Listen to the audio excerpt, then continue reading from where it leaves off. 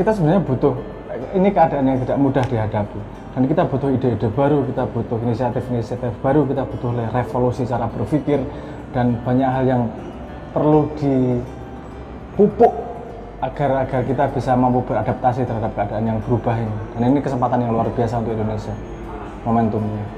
Semua berpengaruh. Dengan perkembangan digital, kita mengalami kemungkinan yang lebih besar berkembang sebagai sebuah society. Dengan pandemi, kita dipaksa untuk lebih fokus kepada teknologi baru tersebut, karena dengan jaga jarak dan seterusnya lah. Belum tentu, karena perubahan itu pasti mengalami adaptasi. Perubahannya cukup lama atau cukup menghasilkan perubahan yang fundamental sehingga dia tidak balik lagi kepada kebiasaan lama.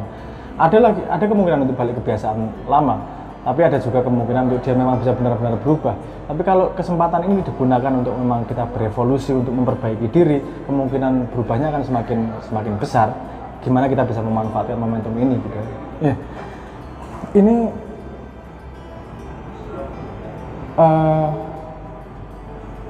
kita jangan terkurung pada metode pendidikan tertentu untuk mendidik generasi. Dengan berkembangnya teknologi, seharusnya metodologi bisa sangat berkembang. Nah, ini ada gap terhadap cara lama. Kalau cara baru tidak segera ditemukan, bukan tidak ada rotan akar pun jadi ya, tapi memang cara baru yang cukup fundamental ditemukan untuk menumbuhkan para bibit generasi ini, kita ya akan kehilangan kesempatan, dan generasi berikutnya kita nggak tahu arahnya kemana ini, karena kita hanya responsif terhadap keadaan, bukan berinisiatif untuk beradaptasi terhadap keadaan. Itu yang paling penting, inisiatif itu justru. Menawarkan hipotesis, membongkar sekaligus itu juga ada bahayanya, karena dia menjadi struktur yang sudah rigid dari beberapa generasi sebelumnya. Tapi kita harus menemukan hipotesis baru. Kita nggak bisa berlama-lama pada sistem yang lama. Keadaan di luar berubah. Jangan berasumsi ceteris paribus, jelas-jelas keadaan di luar berubah. Kalau kita tidak beradaptasi, kita akan punah. Adaptasinya dari mana? Inovasi, ide baru, kreativitas, jangan takut berubah. Itu potensi luar biasa. Tapi potensi itu hanya potensi kalau tidak dijadikan aktualisasi. Jarak antara potensi menjadi aktualisasi, itu ada yang namanya konversi. Konversi adalah sebuah sistem bagaimana mengkonversi dari potensi menjadi aktualisasi. Konversi ini juga harus adaptatif terhadap zaman. Nggak mungkin kita cuman ngikuti yang kemarin-kemarin. Di luar berubah loh. Ini cara konversinya juga harus berubah loh. Efektivitas kemarin seberapa sih? Harus bisa ditingkatkan loh. Kalau ditingkatkan dengan cara lama nggak bisa. Kalau nggak bisa efisiensi, adaptasi. Inovasi tidak hanya pada efisiensi. Ada jalur yang lebih fundamental dari adaptasi itu, yaitu berubah secara total. Oh, sangat penting. Manusia itu punya tendensi yang berbeda-beda, dan yang paling tahu cara belajar paling efektif adalah dirinya sendiri sebenarnya. Sistem penyeragaman itu datang dari era kelangkaan informasi. Ketika era banjir informasi, seharusnya ekspresi belajar masing-masing si anak ini, dia seharusnya kemudian menjadi lokomotif. Student centered learning, dia harus self learning, itu harus dibangun luar biasa, karena bahan belajar sudah begitu banyak ya. Yang harus dibangun adalah metodologi self learningnya seperti apa. Jangan terkungkung lagi sama kotak-kotak yang sudah dibangun kemarin. Dalam sejarah yang saya ketahui, yang saya pelajari dalam sejarah, pusat perubahan itu sebenarnya ada pada akademisi.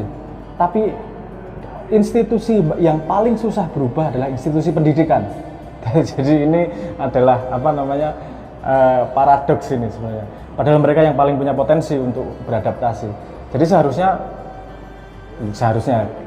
kalau menurut saya idealnya yang menjadi inisiator dari perubahan cara pendidikan yang lebih modern itu adalah bagaimana universitas institusi pendidikan mencoba hal baru, kemudian diukur nih gimana nih efeknya dan seterusnya lah. Adaptasi nomor satu, lokomotifnya harus institusi pendidikan idealnya. Ada, tentu saja. Jangan lupa kita nih sudah melewati age of reason.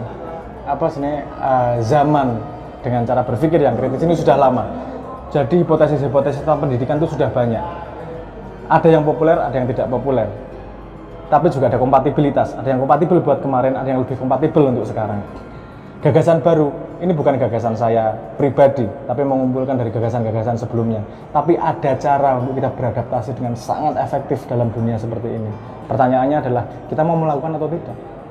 Pondok pesantren, institusi pendidikan, bahkan semua perusahaan itu ada area yang disebut sebagai knowledge worker, di mana dia butuh update terhadap pengetahuan untuk bisa lebih efektif menjalankan perusahaannya.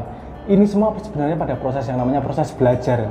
Jadi siapapun butuh belajar kapan saja, di mana saja, dan bisa lewat apa saja. Gimana nih metodologinya? Kan itu yang harus kita temukan. Gini, kalau anak muda sekarang, nomor satu, adaptasi dulu dengan keadaan yang baru. Sebelum kita temukan cara yang efektif secara bersama untuk belajar bareng, temukan dulu dirimu paling efektif tuh belajarnya gimana sih. Belajar jangan diasosiasikan dengan sesuatu yang berat ya. Belajar itu sesuatu yang dalam tanda petik menyenangkan sebenarnya.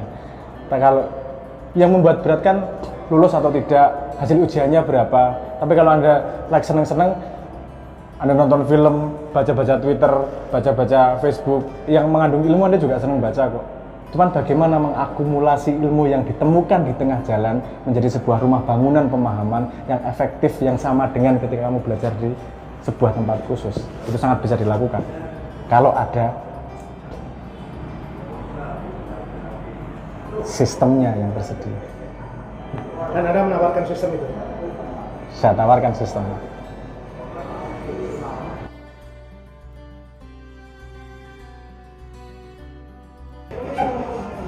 Ini saya terinspirasi dari teman-teman di Simbolik, dari diskusi. Ada sudut pandang yang sangat menarik, dengan analogi yang sangat menarik. Semua mulai dari telur. Ada yang pecah telurnya dipecah dari luar, ada yang pecahnya dari dalam. Seperti hidup, kamu mau tumbuh gede, itu dipecah dari luar atau mau pecah dari dalam. Kalau pecah dari luar dari telur ceplok atau telur dadar. Kalau pecah dari dalam, Anda menjadi ayam jago yang sesungguhnya. Tumbuhkan dirimu, kembangkan dirimu yang asli sehingga menjadi versimu yang terbaik.